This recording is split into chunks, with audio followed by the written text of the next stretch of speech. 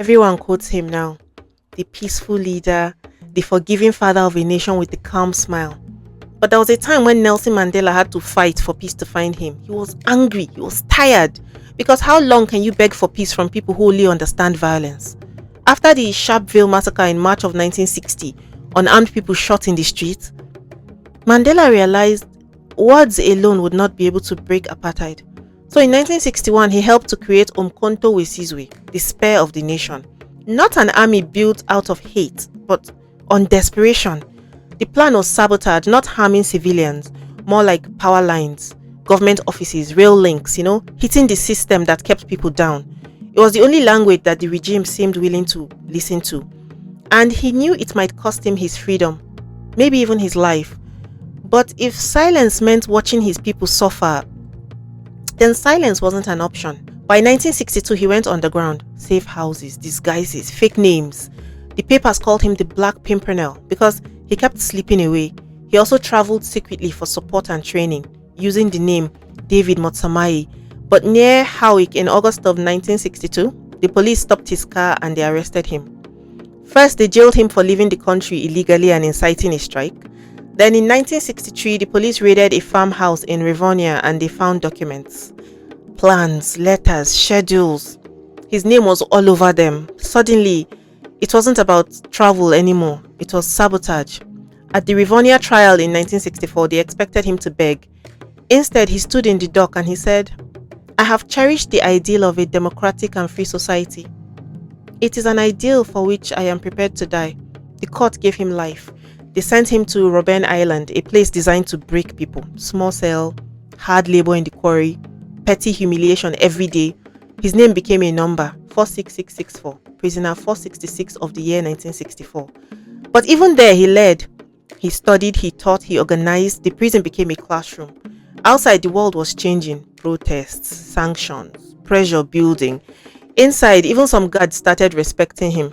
Over the years, they moved him from Robben Island to Portsmouth and to Vector Vesta, trying to control the symbol that he had become. But the symbol only grew stronger because while they locked up Nelson Mandela, the idea of Nelson Mandela was free. This is where we have to talk about Winnie. Because while they tried to silence him, there was one voice that they couldn't silence. Winnie Madikizela Mandela, his wife, his fire, raids, bannings, banishment to a remote town, arrests. She went through all of it and she still kept his name alive.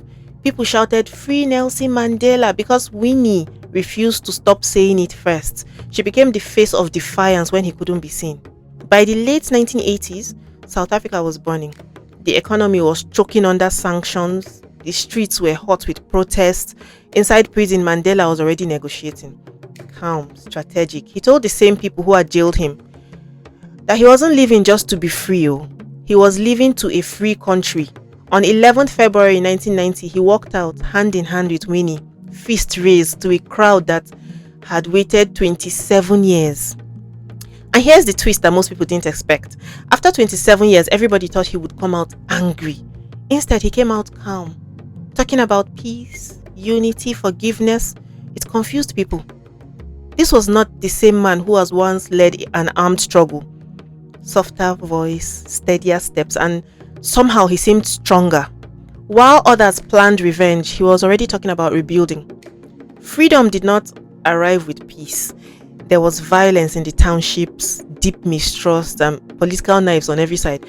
Even within his own movement, some said he was too soft. But he pushed on. Walk with your enemy until he becomes your partner. That was his style. And in 1992, Mandela and Winnie separated. Prison distance, politics, rumors, pain. Their roads had split, and in 1996 they divorced.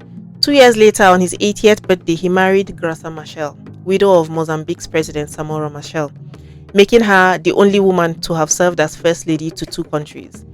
They shared a quiet companionship in his later years, and she stood by him until the very end.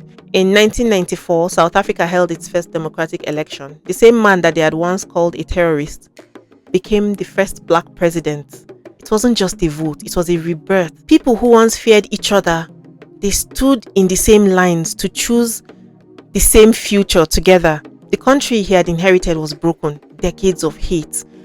They don't vanish after one speech. He launched the Truth and Reconciliation Commission, a public space where victims could speak and perpetrators could confess in exchange for amnesty. It wasn't perfect. Some people felt that justice did not go far enough, but for the first time, the nation faced the truth out loud. He pushed for housing, schools, clinics, water, real change, for people who had been ignored for generations. Economically, his government tried to balance urgent needs with stability. Not everyone agreed with every policy, but he kept the country from tearing itself apart. And the most surprising move, after one term, he stepped down. No drama, no extension, just a graceful handover. The kind of example that so many leaders have refused to set. His most famous moment did not happen behind the desk, though. It happened on a rugby field. The 1995 World Cup final, the Springboks, a team that many black South Africans once saw as a symbol of white pride. They were now carrying the flag for a new country. Mandela wore the green and gold jersey and he handed the trophy to the captain in front of a roaring stadium. In that moment, forgiveness looked like victory. After the presidency, he could have retired quietly. Instead, he fought new battles: HIV and AIDS, poverty, children's welfare. He set up the Nelson Mandela Foundation and the Children's Fund. But time catches everybody. His last big moment was the 2010 World Cup in South Africa. He was smiling and waving to a stadium that had never stopped loving him. And on the 5th of December 2013, Nelson Mandela passed away at his home in Johannesburg. He was 95 years old and the world paused. Flags were low, streets were quiet. People cried in places that he had never been, but he had still touched somehow. In South Africa, it felt like a long, grateful goodbye, because after everything, prison, loss, betrayal, pressure, he didn't walk out of history as a bitter man. He walked out as proof that forgiveness can rebuild a nation. Peace didn't find Nelson Mandela. He built it brick by brick, choice by choice, until the whole world could stand inside it. Thank you so much for watching this video. If you like stories like this, please follow me. I tell these stories all the time on all my social media. Thank you.